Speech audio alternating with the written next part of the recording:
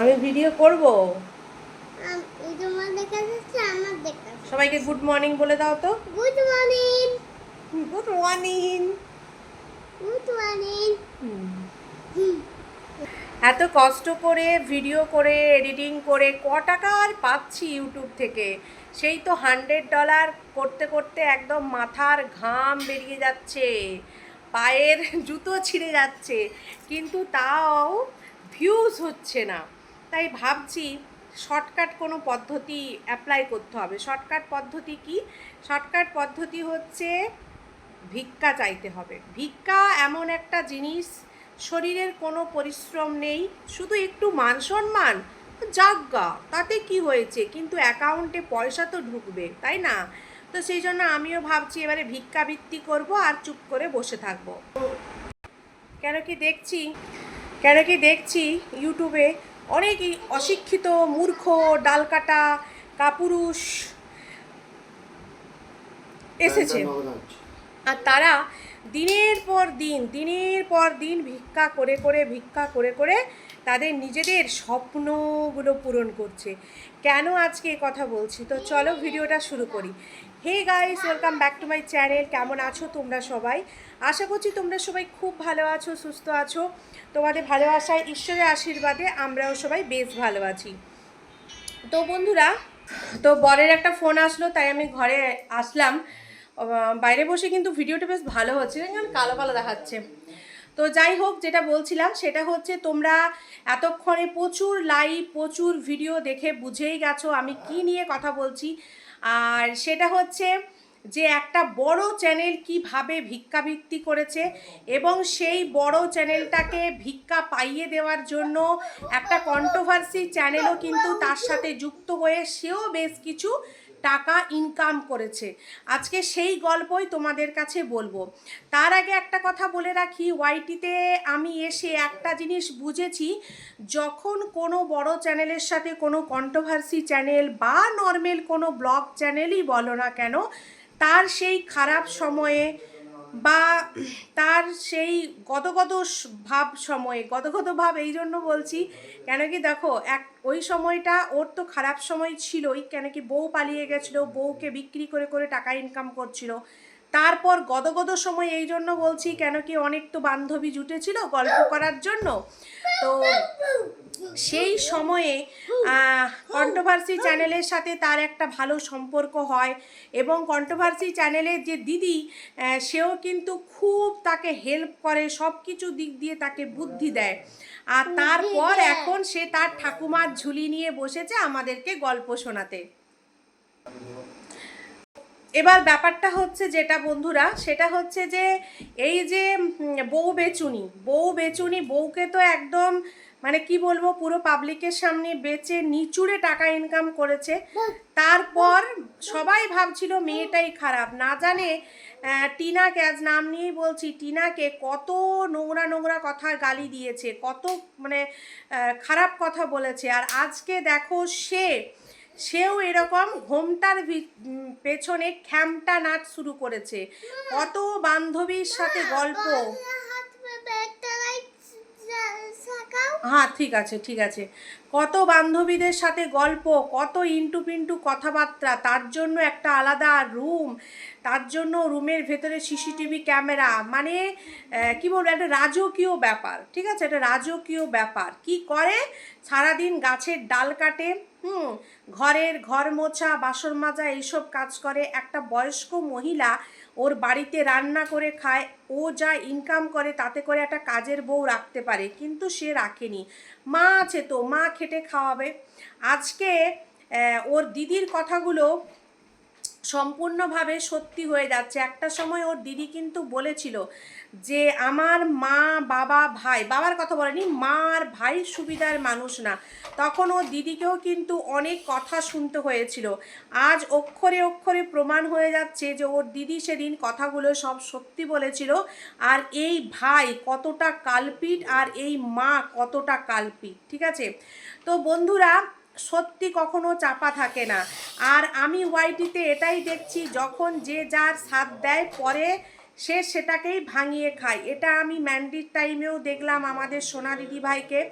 তারপর একেও দেখলাম কি বলে তোমার, তারপর এখন আবার আমাদের সীমাদিকেও দেখছি পাতানো ভাইয়ের গল্পের ঝুড়ি নিয়ে বসেছে।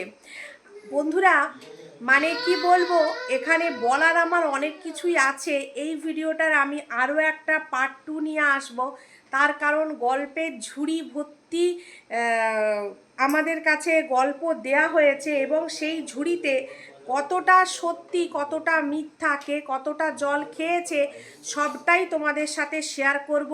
এখন পর্যন্ত তোমরা অনেকে লাইভ দেখে জেনেও গেছো। তো ব্যাপারটা হচ্ছে বন্ধুরা, আমি একটা কথায় আশ্চর্য হয়ে যাচ্ছি যে এরা কারা, যারা 7 লক্ষ 5 লক্ষ 25,000 এত এত টাকা এদের কাছে দেয়। কারা এরা? ভালোবাসার জন্য মানুষ এত কিছু করতে পারে, নিজের কিডনি বিক্রি করেও টাকা দিতে পারে। এটা মানে মানে কথাই ছিল যে ভালোবাসা অন্ধ, সত্যি ভালোবাসা অন্ধ। ওহ মনিকা ডার্লিং, কেমন চলছে? দারুণ। মনিকা ডার্লিং, লোককে শাড়ি গয়না মোবাইল এইসব গিফট করতে শুনেছি বন্ধুরা, কিন্তু এই গেট গেট গেট গিফট করতে, মেন ডোর গেট গিফট করতে প্রথমবার শুনলাম, আর তাও সেটা ওয়াইটিতে। মানে আমি হেসে হেসে কুল পাচ্ছি না, আমার সাথে আমার ছেলেও হাসছে। কি অবস্থা!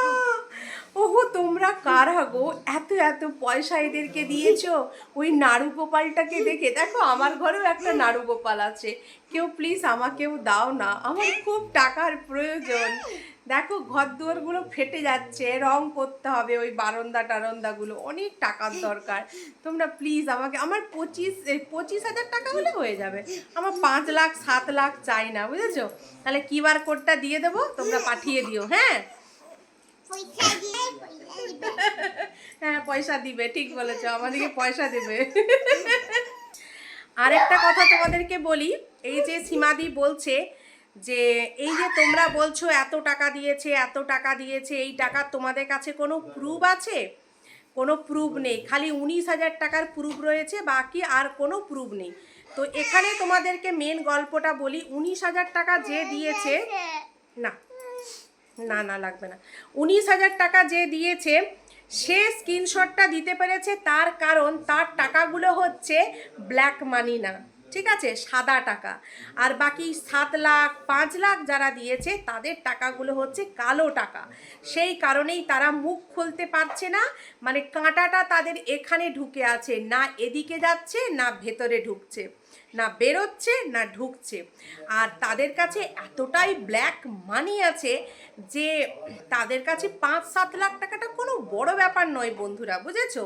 ওই কালো টাকা যেহেতু দিয়েছে, এবার ওটা নিয়ে যদি জল ঘোলা করে তাহলে তো মানুষ বা একটা সোশ্যাল প্ল্যাটফর্ম ওর উপরে ফোকাসটা পড়ে যাবে যে তুমি একটা ক্যামেরাতে একটা ভিডিও করা দেখে তাকে ভালোবেসে তুমি এত লক্ষ টাকা দিয়ে দিতে পারো, তার মানে তোমার কাছে কত লক্ষ টাকা আছে, বুঝেছো কি না? আর সেই কারণেই সে মুখ খুলতে পারছে না, সে ভেতরে ভেতরে খালি গুমরাচ্ছে, ভেতরে ভেতরে খালি গুমরাচ্ছে বন্ধুরা, মুখ খুলতে পারছে না।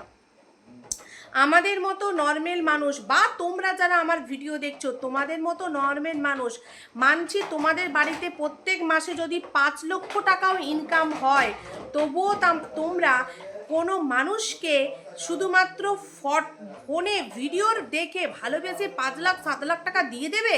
কারা কারা তোমরা আছো কমেন্ট করো, কমেন্ট করো, কারা অন্ধ ভালোবাসার ভক্ত এরকম আছো কমেন্ট করো। আমার মনে হয় না কেউ দেবে।